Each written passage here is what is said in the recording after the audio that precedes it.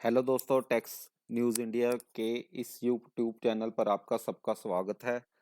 आप अभी थोड़ा चिंता में चल रहे होंगे कि क्या होगा दिसंबर 31 के बाद, जनवरी 1 2022 को क्या होगा। हमारे जो कार्ड डिटेल्स डाले हुए हैं हमने, वो क्या रिकॉर्ड हो, हमारे रिकॉर्ड रहेंगे या क्या उड़ जाएंगे। हर बार पेमेंट के ऊपर क्या हमें दोबारा दोबारा तो नहीं डालना पड़ेगा कार्ड के ऊपर। तो ये सारी चिंता लोगों को हो रखी है कि क्या होगा हमारे।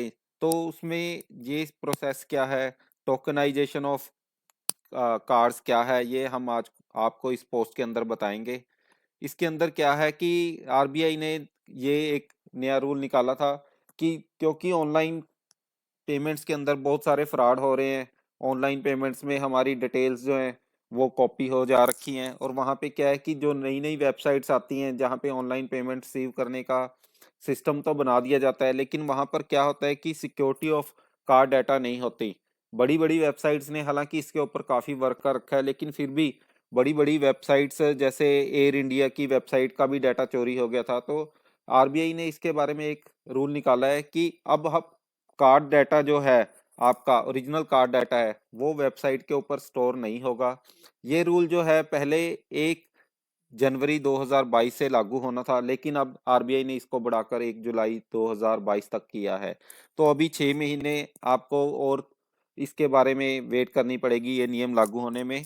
और ये इसीलिए दिया गया है कि कंपनियों को इसके ऊपर टाइम मिल जाए कि वो और ज़्यादा इसके ऊपर विचार करके अपने जो इंफ्रास्ट्रक्चर है इसको बनाने का वो लेकर आ सकें। तो सबसे पहले क्या हम आपको बताते हैं कि टोकनाइजेशन ऑफ कार्ड क्या होता है। टोकनाइजेशन में क्या होता है कि आपको जो डिटेल होती है आपकी कार्ड की, वो कार्ड कंपनी के वेबसाइट पर स्टोर नहीं की जाती, और उसके बदले में आपको हर वेबसाइट का और कार्ड का एक मिक्स करके एक नंबर बना दिया जाता है जिसको हम टोकन बोलेंगे। और अगर आपने 10 वेबसाइट्स हैं, उसके ऊपर एक कार्ड की डिटेल आपने रजिस्टर करानी है, तो 10 टोकन आपको बनाने पड़ेंगे, और 10 टोकन वो अलग अलग वेबसाइट के ऊपर स्टोर होंगे, और एक टोकन उसी पर्टिकुलर वेबसाइट पर ही काम करेगा। और एक कॉम्बिनेशन है, जैसे सपोज कर लो आपका आईसीआईसी बैंक का कार्ड है और आपने अमेजोन पर यूज करना है, तो एक टोकन बन जाएगा। और वही आईसीआईसी बैंक का कार्ड आपने अगर फ्लिपकार्ट पे यूज करना है, तो वो उसका एक अलग से टोकन बनेगा। तो ये जो टोकन बनेंगे, दो टोकन बन जाएंगे और आपस में इंटरचेंजेबल नहीं है। आप टोकन जो है आईसीआईसी बैंक और अमेजोन वाला फ्लिपकार्ट पर यूज नहीं कर सकते। तो इससे क्या होगा कि आपकी एक तो कार्ड की डिटेल्स जो है वेबसाइट के ऊपर स्टोर नहीं होगी, और जो टोकन है वो एक पर्टिकुलर वेबसाइट के लिए ही बनेगा, तो वो उस पर ही यूज होगा। तो पहले क्या होता था कि कार्ड की डिटेल जो है वेबसाइट के ऊपर स्टोर होती थी या पेमेंट गेटवे के ऊपर स्टोर होती थी। उसके बाद सीवीवी आप डालते थे और ओटीपी आपको आ जाता था और आपकी पेमेंट हो जाती थी। लेकिन अब क्या होगा कि कार्ड की डिटेल सेम नहीं होगी, बल्कि कार्ड का एक कॉम्बिनेशन, कार्ड और वेबसाइट का कॉम्बिनेशन जिसको हम टोकन बोलेंगे, वो स्टोर होगा। उसके बाद सीवीवी आप डालेंगे ही और ओटीपी भी आपको आएगा और ओटीपी से पेमेंट होगी। तो वो सिक्योरिटी आपकी पहले वाली रहेगी, लेकिन हर प्लेटफॉर्म के लिए आपको डिफरेंट टोकन बनाने पड़ेंगे। और ये टोकन कैसे बनेंगे कि आप जैसे अमेजोन की वेबसाइट पे जाएंगे और अपना कार्ड नंबर डाल के उनको बोलेंगे कि इस कार्ड के नंबर के अगेंस्ट हमें टोकन इशू कर दें, तो वो कार्ड के अगेंस्ट आपका टोकन इशू हो जाएगा। और आपको वहां पे क्या दिखेगा, टोकन की जगह पे 4 डिजिट जो आपके कार्ड के लास्ट डिजिट होंगे वो दिखेंगे। उसके बाद जब भी पेमेंट आपको करनी होगी, तो आप सीवीवी नंबर डालकर अपना कर सकते हैं। तो इस जो डिटेल इस टोकनाइजेशन का सिस्टम को जनवरी 1 की बजाय अब बढ़ाकर जो है वो कर दिया गया है जुलाई 1 2022 तक। तो इसमें ऐसा करने से जो फायदा है बहुत ज़्यादा होगा लोगों का। जो फ्रॉड्स हैं वो बहुत ज़्यादा कम हो जाएंगे, क्योंकि कोई डाटा अगर चोरी भी होगा तो वो टोकन का होगा, ना कि कार्ड का होगा। और टोकन का अगर हो भी गया तो वो पेमेंट कहीं और नहीं हो सकेगी, सिर्फ वहीं पे ही यूज हो सकेगी, उस वेबसाइट के अंदर ही इशू हो सकेगी। तो ये सर्विस जो है ये हम सब बैंक्स में अगर अवेल करेंगे तो ये फ्री ऑफ कॉस्ट होगी। इसमें कोई भी खर्चा नहीं होगा, आरबीआई ने पहले ही इस पे क्लियर कर दिया है। और दूसरा क्या है कि आप बैंक के एक अपना पोर्टल बनाएंगे जहां पर आप रिस्पेक्टिव पोर्टल का, जैसे ई कॉमर्स वेबसाइट का, तो आप वो देख सकेंगे कि कौन कौन सी वेबसाइट के ऊपर मैंने टोकन ले रखे हैं।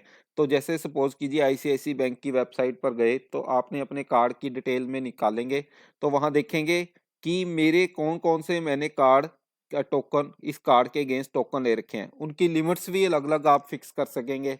जैसे अमेजोन पे आप 10,000 लिमिट फिक्स कर सकते हैं, फ्लिपकार्ट पे 5,000 कर सकते हैं, या कोई और छोटी वेबसाइट है उस पे 500 फिक्स कर सकते हैं। तो हर वेबसाइट के लिए लिमिट्स फिक्स करने की भी फैसिलिटी प्रोवाइड कर दी जाएगी। और वहां से अगर आप चाहें वेबसाइट पे नहीं भी जाना चाहते, तो अपनी आईसीआईसी बैंक की वेबसाइट से ही कोई टोकन अगर कैंसिल करना चाहता है, यानी डी टोकनाइजेशन बोलेंगे उसको, अगर करना चाहता है तो वो कर सकता है। और इसके अंदर क्या है कि अगर आप टोकन नहीं लेते, तो हर बार आपको जब भी पेमेंट करनी है तो अपनी कार्ड की सारी डिटेल नंबर डालना पड़ेगा, और जो है उसके अंदर ही साथ के साथ ये एक्सपायरी डेट, नेम और ई सीवीवी नंबर हर बार डालना पड़ेगा, अगर आप टोकन किसी वेबसाइट के ऊपर नहीं लेते। लेकिन उसका फायदा यही होगा कि वो जो डाटा है जितनी बार भी डालेंगे वो स्टोर नहीं होगा, और उसमें फायदा होगा।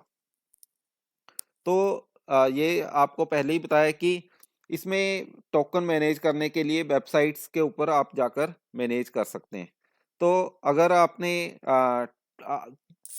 आपका कार्ड अपग्रेड हो जाता है, तो इसमें क्या होगा कि कार्ड अपग्रेड हो गया तो आपको हर बार इशू करवाना पड़ेगा टोकन दोबारा से, क्योंकि उसमें हर बार सीवीवी नंबर चेंज हो जाएगा।